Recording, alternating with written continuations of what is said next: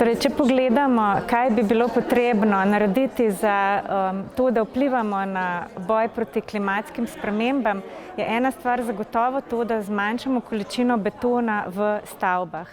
To lahko storimo na tak način, da uporabimo več lesa.